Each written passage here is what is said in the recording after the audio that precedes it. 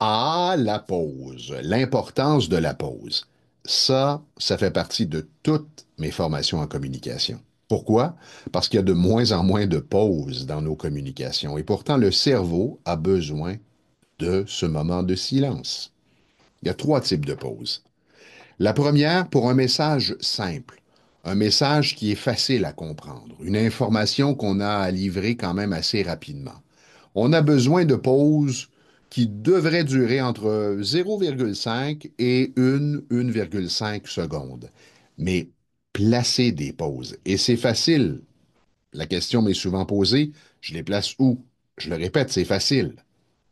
Établissez une ponctuation lorsque vous communiquez. Lorsqu'on écrit un texte, on place des virgules et des points.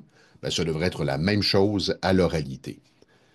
Deuxième type de pause, la pause lorsqu'on explique quelque chose de plus complexe ou encore qui implique certaines émotions. Là, le cerveau a besoin d'un peu plus de temps pour traiter l'information. Des pauses qui peuvent varier entre 3 et aller jusqu'à 5 secondes.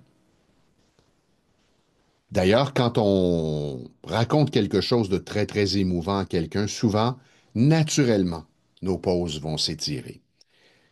Et la troisième pause, la pause marquante, lorsqu'on veut marquer une idée, lorsqu'on veut que la personne mémorise davantage l'information à venir, là, on va faire des pauses qui peuvent varier entre 2 et 4 secondes.